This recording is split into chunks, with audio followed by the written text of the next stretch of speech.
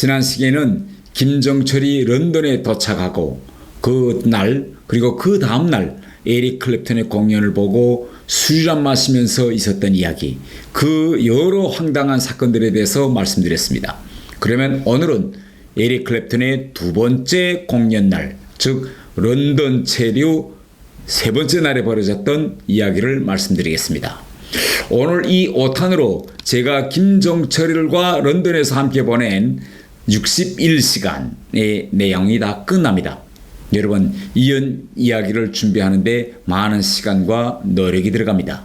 북한 권력층의 민낯을 세상에 알리고 여러분께 진실을 전하는 일은 결코 가볍지 않습니다. 저와 스태프들이 이런 콘텐츠를 계속 만들 수 있도록 자율 구독료로 후원해 주시면 정말 저희들에게는 큰 힘이 됩니다.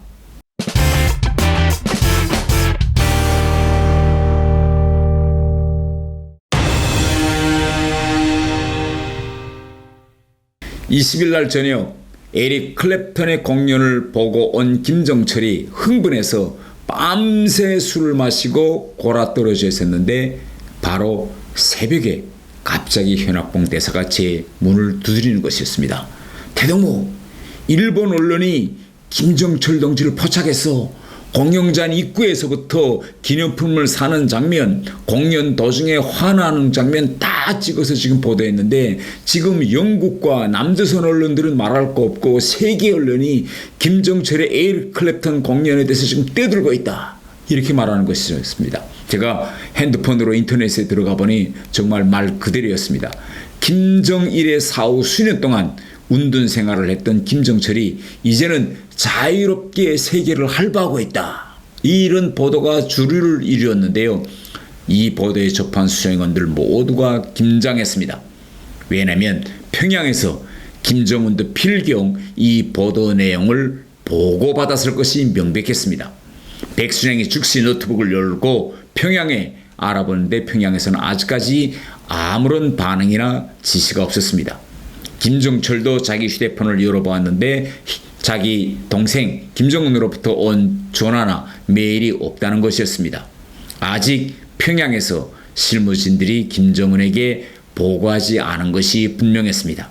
만일 이제라도 김정은이 당장 돌아오라고 하면 모두 짐을 싸가지고 공항으로 나가야 할 그런 형편이었습니다. 그런데 이 순간 김정철의 결정이 매우 중요합니다. 백순행은 이미 에릭 클랩턴의 공연을 한번 보았으니 짐을 빨리 싸가지고 평양으로 급히 돌아가야 한다고 했으나 김정철은 단호했습니다. 아니, 여기까지 와서 그따위 기자 나부랭이들이 보도를 보고 그것이 무서워서 공연을 보지 않고 돌아간다는 게 말이 됩니까? 난 무조건 보고 갑니다, 하는 것이었습니다. 백순행은 이러한 김정철의 마음을 담아서 평양에 또 보고를 올렸습니다.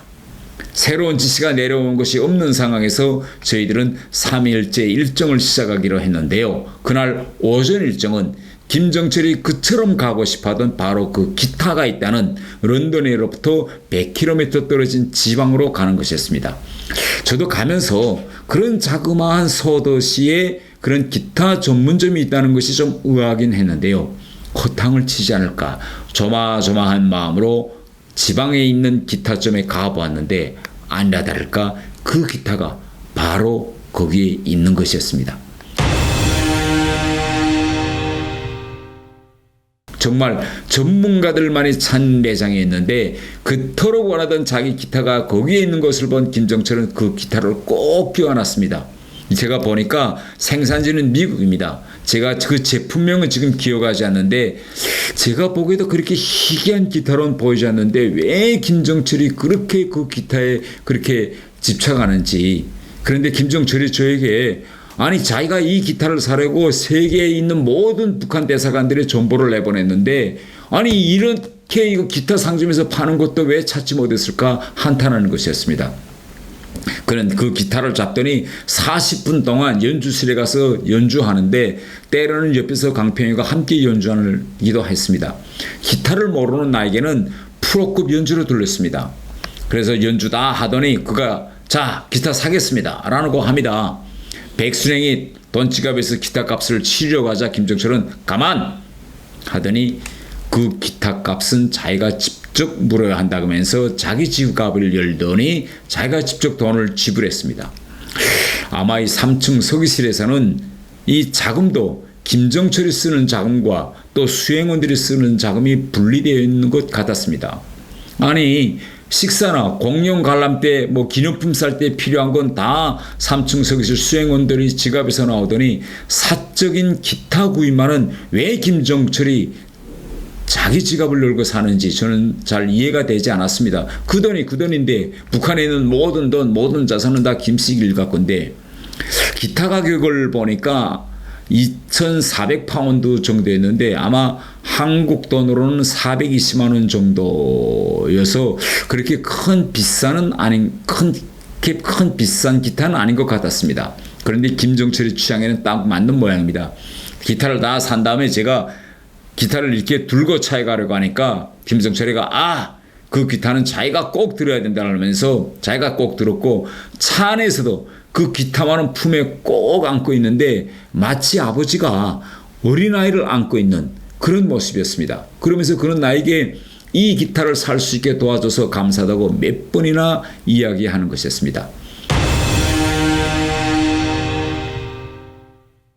저희들이 차로 호텔로 이동하고 있는 중에 백순행이 저희들에게 평양으로부터 김정은으로부터 지시가 도착했는데 두 번째 공연도 예정대로 관람하라는 지시였습니다.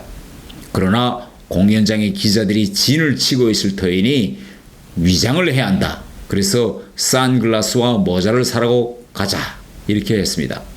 저는 이때 이렇게 제기했습니다. 이제라도 영국 측에 공식 경호를 요구해야 하지 않을까요?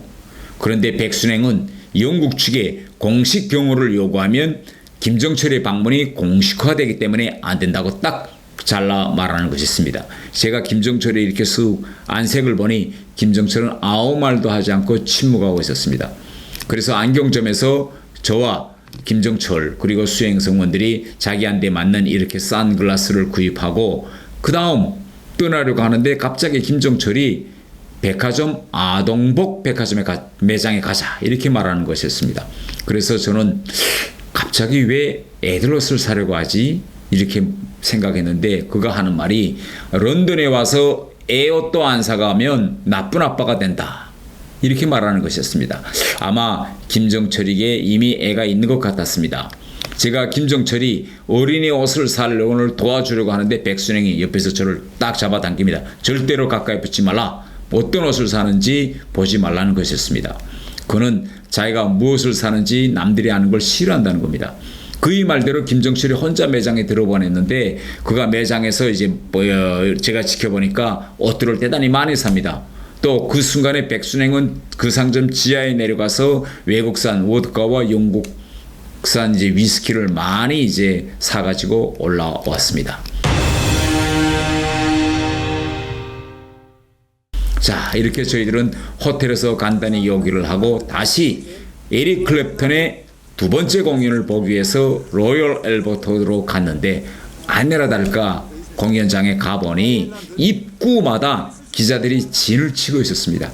그래서 결국은 입장을 강행하는 수밖에 없었는데요. 차로 돌다가 제일 기자들이 적게 있는 거기에 차를 세고 순간 내려서 들어갔습니다. 아마 지금 화면에 나온 이 장면이 저희들이 차에서 내리자마자 빨리 입구로 들어가는 이 장면인데 그래서 공연에 들어가는 그 공연장에 들어가는 그 순간에 기자들이 그저 몰려 들어가지고 질문하고 뭐 난리였습니다. 그리고 이 장면이 그날 전 세계 TV에 이제 타전되었는데요. 공연장 안에서는 여기저기서 플래시가 터지고 주변에 카메라들이 꽉 들어차 있었는데 아니 공연의 주인공은 에릭 클랩턴이어서 카메라들이 클랩턴을 향해 있어야 되는데 모두들 다 이 김정철을 향해서 카메라가 다 집중되어 있었습니다.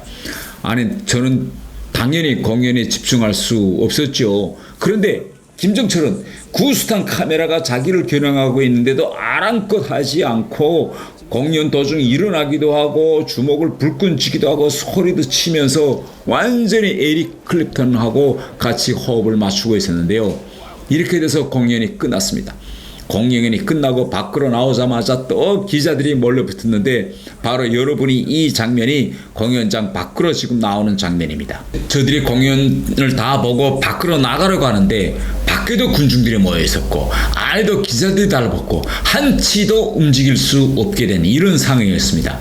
바로 이 순간 갑자기 건장한 체격의 영국 경호원들이 등장했는데요. 이들이 기자들 사이에서 저들에게 길을 안내하면서 자기들을 따르라고 했습니다.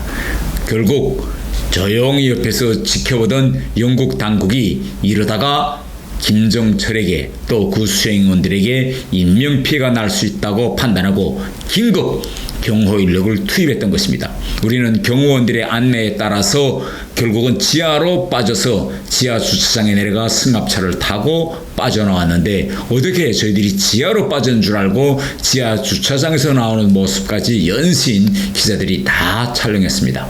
이렇게 겨우 공연장을 떠나서 호텔에 도착했는데 차에서 내리자고 보니까 호텔 입구에도 기자들이 새까맣게 깔려 있었습니다. 아니 김정철이 그 호텔에 들어왔는지는 어떻게 알았는지 결국 저희들은 호텔에도 들어갈 수 없었습니다. 협의 끝에 호텔에는 들어가지 말고 비행장 가까이에 있는 곳으로 호텔을 이동하기로 하고 호텔 안에 있는 짐은 대상한 성원들이 가져나오기로 했습니다. 결국 다시 히스로 공항에서 가까운 홀리데이 인의 숙소를 잡고 거기에 들었는데요. 김정철은 긴장했는지 방에 들어가자마자 푹 쓰러져서 침대를 쓸어서 자기 시작했습니다.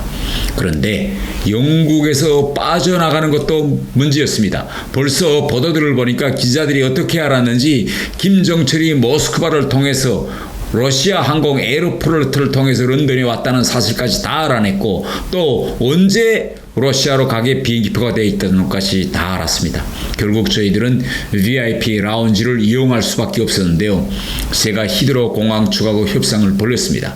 그런데 공항 측은 미리 영국 정부 당국으로부터 협조하라는 연락을 받았는지 저희들이 도착하면 공항 라운지에서 대기하고 있다가 비행기가 이륙하기 전 다른 승객들이 다 자리 잡은 다음에 제일 마지막에 탑승시켜 주겠다고 제의해 왔습니다.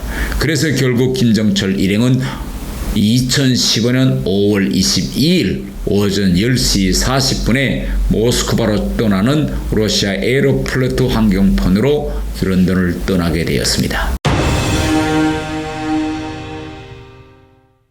런던에 떠난 그 순간 그가 다시 제 손을 꼭 잡더니 공사동지 정말 감사합니다. 꼭 다시 만납시다. 평양에 오시면 제가 한턱 내겠으니 꼭 저를 찾아주십시오. 라는 말을 남기고 결국은 사라졌습니다.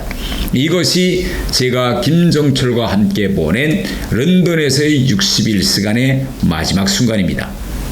그런데 이렇게 헤어진 후 내가 가만 생각해 보니까 내가 그와 함께 61시간을 함께 보냈는데 내가 김정철을 뭐라고 불렀던지 생각이 나지 않습니다. 김정은의 지령에도 그가 자기 친형 김정철이라고 한 적이 한 번도 없었고 수행원들도 제가 다시 생각해 보니까 그에 대해서 뭐 김정철 동지라든지 그의 호칭을 부른 적이 한 번도 없었습니다. 또 내가 김정은의 형이라는 걸 뻔히 알지만 아는 척 할 수도 없었습니다. 지금 한국에서 일부 전문가들은 김정철이 김정은 정권의 마쿠 실세라고 하는데 마쿠 실세라면 일정한 직책이나 적어도 호칭이 있어야 됩니다. 그래야 그 직책을 부르든지 호칭하겠는데 옆에 사람들도 수행원들도 그런 직책이나 호칭을 하지 않는 것으로 보아 제가 본 김정철은 그저 음악과 기타에만 미쳐있는 사람이며 김정일의 아들 또 김정은의 형일 뿐이었습니다. 김정철을 떠나보내고 대사관에 돌아오니 대사관 밖에도 기자들이 진을 치고 있었습니다. 김정철이 이미 모스크바에 떠났는데 아마 그 기자들은 김정철이 런던을 떠난 것도 모르고 있었던 모양입니다. 제가 그간 쌓였던 피로가 몰려와서 저는 자고 싶은 생각밖에 없었는데 김정철의 영국 방문을 이렇게 암호 지령문까지 써가면서 국비사항으로 다루었으나 결국은 세계 앞에 다 들키고 말았습니다. 집에 돌아오니 애들이 반응은 더욱 냉랭했습니다. 애들이 저를 보고 아니 아버지 어디 갔나 했더니 결국 김정철을 안내하러 가신 거네요 라고 말하는 것이었습니다. 만약 이런 일이 북한 평양에서 일어났다면 김정은의 지시를 직접 받고 이처럼 큰 일을 수행했다면 주변에서 막 부러워하고 칭송하고 저도 어깨가 딱 으쓱해져서 폼도 좀 잡고 힘도 주고 이런 할 일인데 아이들한테서 이런 평가를 받고 보니까 제가 좀 약간 좀 감정이 이상해지는 것이었습니다. 그런데 애들의 반응이 더 충격적이었습니다.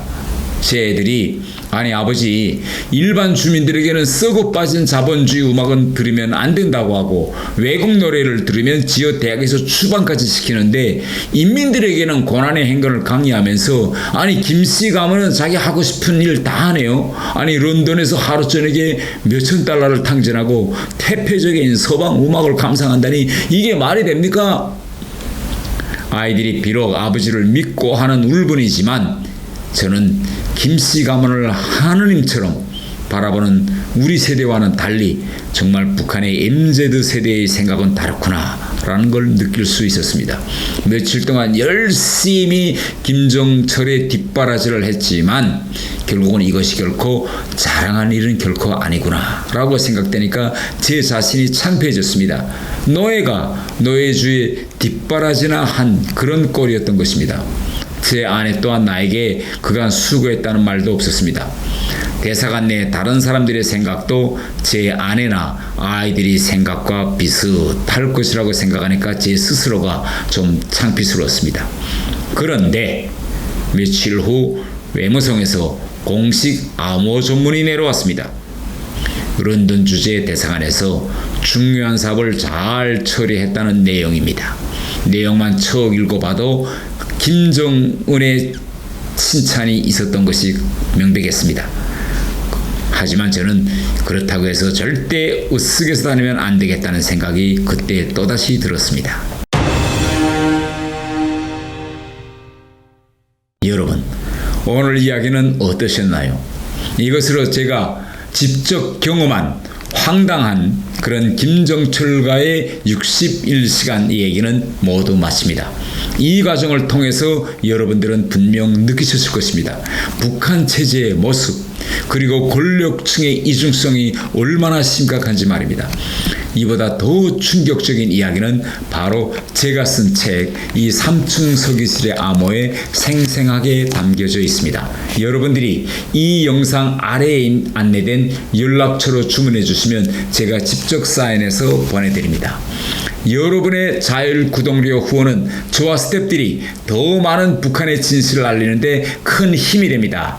이제부터 태영호TV에서는 여러분들이 북한에 대해서 더 잘할 수 있도록 태영호가 전하는 북한 외교 비화를 연재로 알려드리겠는데요. 이 순간 여러분들이 구독과 좋아요 버튼 잊지 말고 꼭꼭 눌러주세요. 감사합니다.